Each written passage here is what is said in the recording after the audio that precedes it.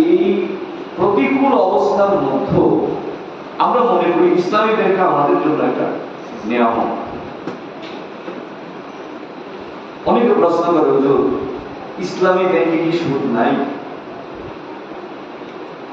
মানে যারা ইসলামী অর্থনৈতিক বিরোধিতা করতে চান তারা কিন্তু ট্যাগ লাগাতে চান যে ইসলামী ব্যাংকেও কি আছে, সুদ আছে।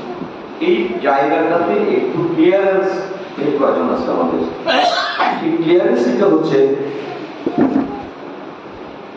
বাংলাদেশের প্রতিটা ব্যাংক বাংলাদেশ ব্যাংকের কাছে দায়বদ্ধ, ইসলামী ব্যাংকও বাংলাদেশ ব্যাংকের কাছে দায়বদ্ধ। একটা আমানত জামানত সেখানে রাখতে হচ্ছে। হ্যাঁ, এতটুকু পর্যায়ে ওটা বাংলাদেশ ব্যাংকের যে দরজে চলে, ইসলামী ব্যাংকের এই পর্যায়টা সেই দরজে চলে। কিন্তু গ্রাহক পর্যায়ে ব্যাংক চেষ্টা করে 100% সুদমুক্ত এবং ইসলামী শরিয়া ভিত্তিক গ্রাহকরা যেন এটার মধ্যে কোন সুদের ভিতরে যেন গ্রাহকের জড়াতে না হয়। আমি আপনাদের ক্লিয়ারেন্সির জন্য বলছি যে ইসলামী ব্যাংক সম্পর্কে অ্যানালাইসিস বাংলাদেশের বড় বড় ওলামায়ে কেরাম বহুত করেছেন এবং ইসলামী ব্যাংকের শরিয়া বিভাগও বাংলাদেশের প্রতীত দশা বড় বড় ওলামায়ে কেরাম ওই শরিয়া বোর্ডের মধ্যে আছেন। আমাদের ইসলামী অর্থনীতির একটি মূল বিষয় হচ্ছে মুদারাবা পদ্ধতি। মুদারাবা হচ্ছে মূলধন আপনার ব্যবসা করবে আরেকজন, এই লভ্যাংশটা যিনি ব্যবসা করবেন আর যিনি গ্রাহক তাদের মাঝে একটা কন্ডিশনের ভিত্তিতে পার্সেন্টেজ হারে বন্টন করা হবে। ইসলামী ব্যাংক কিন্তু এই কাজটাই করছে।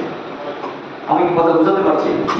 আপনার মূলধন, এই মূলধনটা ইসলামী ব্যাংক নিয়ে মুদারিব হিসাবে আপনার এই মূলধনটাকে ওখানে উলামায়ে কেরামদের থিওরি অনুযায়ী কোন ব্যবসাটা হালাল সেই পদ্ধতিতে নিয়ে আপনাকে সেখানে মুদারাবার ভিত্তিতে কিন্তু আপনাদেরকে আমাদেরকে লভ্যাংশটা দিচ্ছেন। আমি যতটুকু আমার পক্ষে ভুল যদি থেকে তাকে দেয় সময় এমন কিন্তু আছেন ওনারা বলবেন 65% লভ্যাংশ আপনারা পাচ্ছেন। নির্দিষ্ট নেই যে আপনি কত পাবেন, আপনার যা লাভ হবে তার থেকে আপনি 65% পাবেন। আমার মনে হয় বিষয়টা এরকম স্যার, এটা সম্পূর্ণ ইসলাম সম্মত। আর যদি আপনাকে বলার 10% দেওয়া হবে, 20% দেওয়া হবে, লভ্যাংশের 50% আপনাকে আপনার এই টাকার একটা পার্সেন্টেজ অনুযায়ী টাকার একটা অ্যামাউন্ট যদি আপনাকে দেওয়া হয়, প্রতি মাসে যদি এটা ফিক্স থাকে তাহলে ওটা সুদ হবে। কিন্তু আপনার যদি এটা আপ ডাউন করে ব্যবসার ভিত্তিতে তাহলে সেখানে সুদ হওয়ার কোনো সম্ভাবনা নাই, যেহেতু মূলধন আপনার বন্ধ কিনা হয় এবং এটা পরিচালনা ইসলামী ব্যাংক করে, সেটার থেকে লভ্যাংশ আপনি পাচ্ছেন, ব্যবসার একটি অংশ পাচ্ছেন, মুদারাবার ভিত্তিতে হালাল পদ্ধতিতে শরীয়ত সম্মতভাবে আপনি টাকা পাচ্ছেন। আমি মনে হয় বিষয়টা বোঝাতে পেরেছি কিনা। তাইলে সুদমুক্ত থাকার জন্য ইসলামী ব্যাংকের কোনো বিকল্প নাই। সেদিন ইসলামী ব্যাংক 100% একদম জামানত সহ সুদমুক্ত হবে যেদিন বাংলাদেশ ব্যাংক এবং আপনার ওয়ার্ল্ড ব্যাংক যেদিন ইসলামাইজেশন হবে, সেদিন সারা এটা হওয়া সম্ভব না। কিন্তু আপনাদের কাছে সুদের টাকা হচ্ছে না, আসছে না, সেটা ব্যাংকিং ব্যবস্থাপনার বিষয়, আপনারা সুদমুক্ত হয়ে আছেন।